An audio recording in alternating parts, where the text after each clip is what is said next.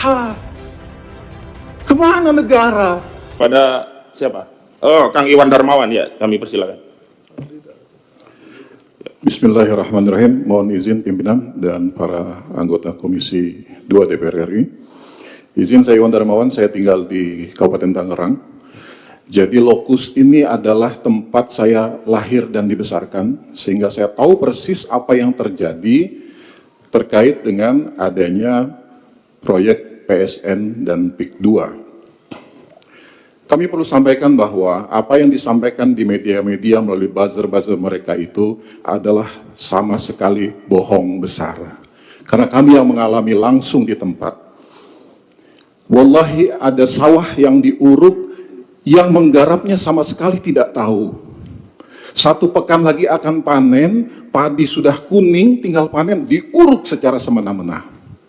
Wallahi ada sungai yang diuruk, sehingga air tidak bisa mengairi sawah dan tambak. Wallahi ada tambak yang diuruk secara semena-mena. Ada tanah wakaf yang diuruk, dijual semena-mena. Dan ini merupakan ekses dari keserakahan para pejabat-pejabat yang ada di Kabupaten Tangerang dan Provinsi Banten, sehingga yang menjadi korban adalah rakyat kecil. Ditambah keserakahan oknum-oknum yang ada di atas. Perlu kami sampaikan bahwa ini terjadi karena adanya prakondisi di mana dibuatlah Perda Kabupaten Tangerang nomor 9 tahun 2020 tentang perubahan atas Perda Kabupaten Tangerang nomor 13 tahun 2011 tentang rencana tata ruang dan wilayah Kabupaten Tangerang tahun 2011 sampai 2031. Apa yang ada di dalam Perda tersebut? Lahan sawah produktif di utara Kabupaten Tangerang, ini lumbung padinya Kabupaten Tangerang, lahan hijau itu tiba-tiba menjadi lahan kuning. Dan yang menarik, Perda tahun 2020 ini perdanya tahun 2020, tapi baru ditandatangani pada tahun 2022. Patut diduga karena memang sedang menunggu logistiknya turun sampai 2 tahun. Jadi itu ditandatangani 2022. Dan kita baru tahu tentang ini Januari 2025 kemarin, setelah ramai. Padahal perda ini jelas bertentangan dengan Perda Provinsi Banten nomor 5 tahun 2014. Tentang apa? Tentang perlindungan lahan pertanian pangan berkelanjutan. Loh kok bisa gitu Perda Kabupaten Tangerang dibuat tapi jelas-jelas bertentangan dengan Perda Provinsi. Apalagi kemudian mereka berdalih dengan adanya Perda nomor 1 tahun 2023 Provinsi Banten ini, sehingga mereka merasa di situ ada kesempatan untuk menggunakan ruang laut, memanfaatkan dan seterusnya itu. Padahal putusan MK nomor 85 tahun 2013 sudah jelas mengatakan bahwa perairan laut tidak boleh dimanfaatkan untuk kepentingan komersial maupun pribadi, apalagi terbit sertifikat di atasnya. Dan ketika sertifikat yang sudah dinyatakan oleh Menteri ATR BPN Nusron Wahid bahwa di situ ada sertifikat itu, kita semua tahu bahwa sertifikat itu akan terbit ketika BPHTB-nya dibayar. Pertanyaan kami, itu bayarnya ke siapa? Apakah ke oknum pejabat Dispenda pada saat itu, ke pribadi atau memang masuk ke kas kabupaten? Dan jumlahnya fantastis. Artinya bahwa ini betul-betul secara sistemik, secara terstruktur, kejahatan kemanusiaan ini dari atas sampai bawah, atau kalau dibolak-balik dari atas sampai bawah itu merata. Dan hari ini sampai dengan hari ini rakyat masih terus ditakut-takuti. Sedianya kami juga membawa bahan-bahan dan saksi di lapangan, tetapi mereka sangat ketakutan dan mereka masih sekarang agresif mendatangi pemilik-pemilik lahan. Bayangkan, yang tidak mau menjual dikriminalisasi. Saksinya ada, buktinya ada, orangnya ada. Dan bukan cuma satu, banyak. Kita bisa bayangkan dengan sisi kemanusiaan kita. Pemilik tanah sudah sepuh dalam kondisi sakit dengan selang oksigen dipasang. Dipaksa tanda tangan untuk melepaskan haknya. Dan ada oknum polisi di situ, ada oknum pengacara di situ. Ini apa?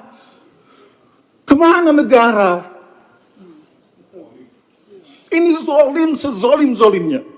Kan saya mulai paham, mulai mengerti kenapa selama ini pengurukan yang begitu masif, pemagaran yang begitu masif, semua pejabat diam di kabupaten maupun di provinsi Banten. Kenapa? Karena mereka lah yang menangani produk-produk perda ini. Demikian tambahan dari saya. Insyaallah nanti akan dilengkapi oleh Saudara Mahesa. Sebelah saya singkat saja.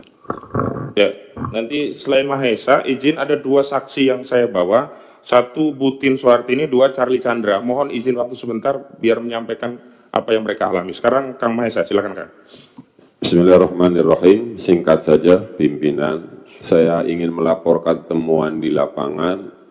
Salah seorang anggota DPRD Kabupaten Serang bernama Haji Abdul Ghafur ketika dalam rapat resmi seperti ini, ketika itu dalam kasus pagar laut, beliau hanya mengecek, meminta keterangan dari pihak desa, dari Kades.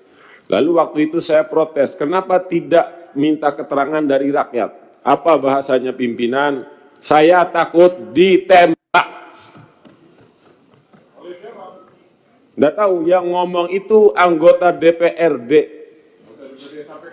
Iya, makanya kita sampaikan. Seorang anggota DPRD di forum resmi, dalam rapat resmi, ngomong ke rakyat bahwa saya tidak bisa menemui rakyat karena takut ditembak.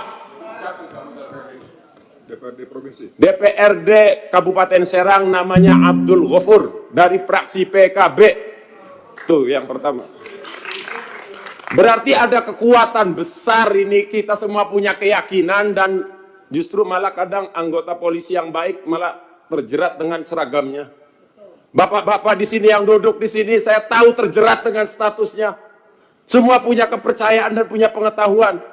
Tapi justru jabatan menghalangi bapak-bapak di sini untuk bertindak.